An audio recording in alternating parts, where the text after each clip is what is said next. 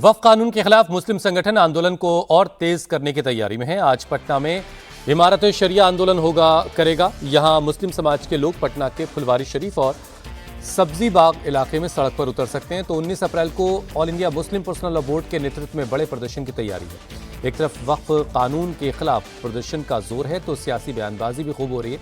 अयोध्या से समाजवादी पार्टी के सांसद अवधेश प्रसाद ने कहा है कि सरकार हमारी अगर बनी तो 48 घंटे में वक्फ कानून बदल देगी।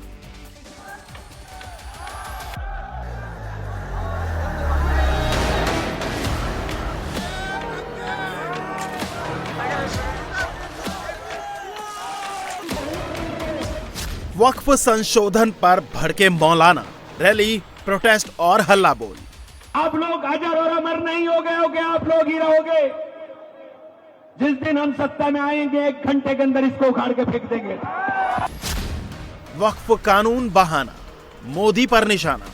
राज चला रहे तो मोदी, अपन सब मिलके उतारेंगे मोदी को उतारेंगे। एक सेकंड आज राहुल जी का साथ देंगे। ओवैसी का बीजेपी पर वार, मुसलमानों पर शक का नया शगुफा। बीजेपी ने एक काले कानून को बनाया है और ये इस बात को बताता है कि मुसलमानों पर बीजेपी उनको शक की निगाहों से देखती है।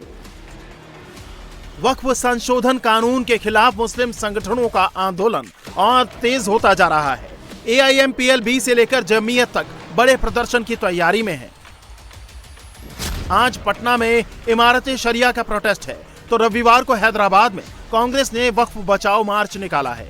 वहीं दिल्ली में जमीयत उलेमाए हिंद की मीटिंग में आंदोलन और तेज करने का फैसला हुआ। तो all India Muslim personal law board ने 19 अप्रैल को हैदराबाद में बड़े विरोध प्रदर्शन का आयोजन किया है।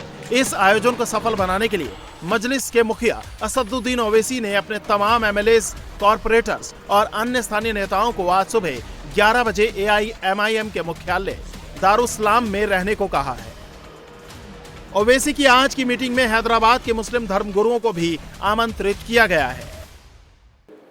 हैदराबाद दारुस्सलाम में 19 अप्रैल के दिन शाम में 7 बजे से 10 बजे तक all India Muslim personal law board की जानिब से वक्फ अमेंडमेंट बिल 2025 के खिलाफ एक प्रोटेस्ट मीटिंग, पब्लिक मीटिंग रखी जा रही है।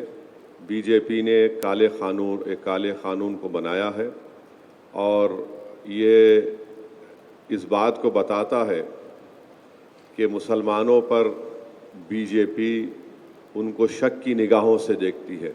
मैं डायरेक्ट चैलेंज कर रहा हूं भारत के प्रधानमंत्री को कि आप, मेरा सवाल आपसे है, आप जब अमेंडमेंट ये ला चुके हैं, कानून बना चुके, तो क्या संभल की मस्जिद वक्फ की प्रॉपर्टी रहेगी?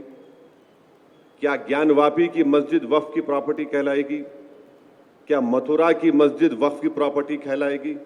अब आप बताइए, इससे वक्फ को छीन नहीं रहे आप और झूठा प्रोपेगेंडा बीजेपी करी नहीं कुछ नुकसान नहीं होगा।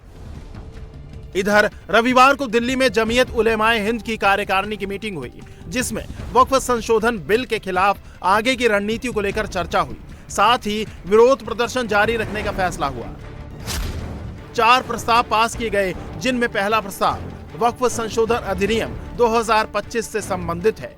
दूसरा प्रस्ताव समान नागरिक संहिता से संबंधित है। तीसरा प्रस्ताव सुप्रीम कोर्ट के निर्देशों का उल्लंघन करते हुए बुलडोजर चलाने को लेकर लाया गया है। तो चौथा प्रस्ताव फिलिस्तीन पर इजराइल के अत्याचारों और गाजा में युद्ध अपराधों के विरुद्ध लाया गया है। वहीं वक्फ संशोधन बिल पर जमीयत उलेमाए हिंद के चीफ मौलाना महमूद मदनी ने कहा कि ये वक्फ संशोधन मुसलमानों के लिए सही नहीं है। तो वहीं सेक्रेटरी नियाज फारूकी ने पूरे देश में कानून के खिलाफ प्रदर्शन तेज करने की बात कही। मुसलमानों के नाम पर, मुसलमानों के खिलाफ, मुसलमानों के लिए कभी हमदर्द बन के और कभी गाली दे के, हमदर्दी के पीछे भी गाली ही छुपी हुई है।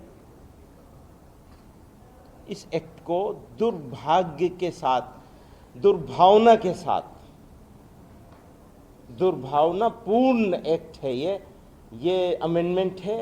ये सोसाइटी के लिए कम्युनिटी के लिए या मुल्क के लिए। मान लो सोसाइटी के लिए, मुसलमानों के लिए ख़राब होता, मुल्क के लिए अच्छा होता, तो भी हमारे सर आंखों पे हो सकता था। हाँ ठीक है, थोड़ा तकलीफ होगी, बर्दाश्त कर लेंगे, कोई बात नहीं, देश का भला हो जाए। न देश के लिए, न कॉमन सोसाइटी के लिए, इंडियंस के लिए, और न ही मुसलमानों के लिए, किसी के लिए ये कानून सही नहीं है और इस तरह के अमेंडमेंट सही नहीं है। अभी ये जो ये वक्फ का मसला हुआ, तो एक तो वक्फ के बारे में सवालात थे, लेकिन इसके अंदर 2-3 बातें ऐसी पैदा हुई कि जिसने बहुत इस वक्फ से बड़े मसाइल खड़े कर दिए। जिस तरीके से कि वक्फ के सिलसिले में एहतजाज करने वालों को कुचला जा रहा है